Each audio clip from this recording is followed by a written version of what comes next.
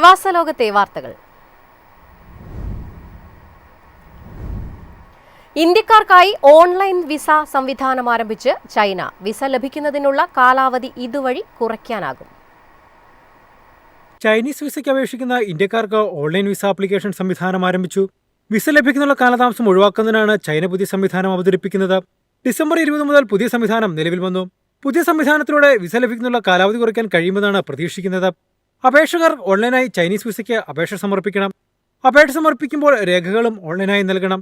ഡൽഹിയിലെ Chinese visa centre അപേക്ഷകർക്ക് വേണ്ട നിർദ്ദേശങ്ങൾ നൽകും. തിങ്കൾ മുതൽ വെള്ളി വരെ രാവിലെ 9 മുതൽ ഉച്ചയ്ക്ക് 3 വരെ സെന്റർ പ്രവർത്തിക്കും. ശിവാജി സ്റ്റേഡിയം മെട്രോ സ്റ്റേഷൻ സമീപമാണ് സെന്റർ പ്രവർത്തിക്കുക. വിസ അപേക്ഷ സമർപ്പിക്കുന്നതിന് മുന്നോടിയായി അപേക്ഷകർ നിർബന്ധമായും വെബ്സൈറ്റിൽ ലോഗിൻ ചെയ്യണമെന്നാണ് നിർദ്ദേശം. ലോഗിൻ ചെയ്ത് അപേക്ഷ പൂരിപ്പിച്ചതിനു ശേഷം ആവശ്യമായ രേഖകളും സബ്മിറ്റ് ചെയ്ത് വിസയ്ക്ക് വേണ്ടിയുള്ള അപേക്ഷ സമർപ്പിക്കാം.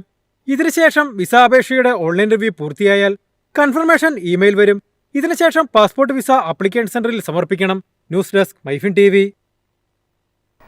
ഗൾഫിൽ നിന്ന് കേരളത്തിലേക്കുള്ള വിമാന നിരക്കുകൾ കുതിച്ചുയരുന്നു. ക്രിസ്മസ് അവധിക്ക് നാട്ടിൽ പോകുന്ന പ്രവാസികൾക്ക് വലിയ തിരിച്ചടിയാകും.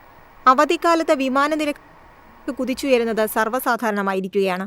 ക്രിസ്മസ് അവധിക്ക് ഗൾഫിൽ നിന്ന് നാട്ടിൽ പോയി വരാൻ ഒരാൾക്ക് 61,000 രൂപ മുതൽ 74,100 രൂപ വരെയാണ് ചെലവ്.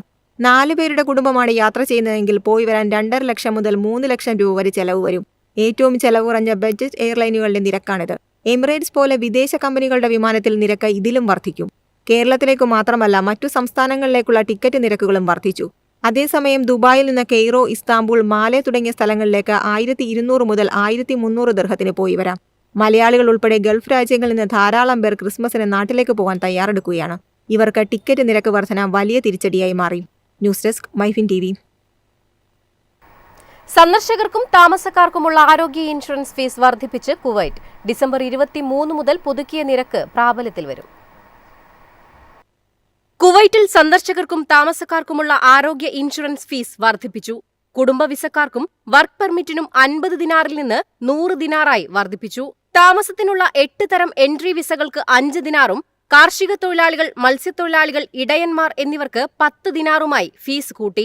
വിദേശികൾക്കുള്ള ആരോഗ്യ ഇൻഷുറൻസിനെ കുറിച്ചുള്ള ഭേദഗതികൾക്കും ആരോഗ്യമന്ത്രി ഡോക്ടർ അഹമ്മദ് അൽ അവാദി എക്സിക്യൂട്ടീവ് നിയന്ത്രണങ്ങൾ പുറപ്പെടുവിച്ചു.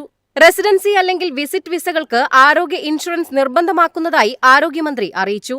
ഡിസംബർ 23 മുതൽ പുതുക്കിയ നിരക്ക് പ്രാബല്യത്തിൽ വരും. News desk MyFin TV.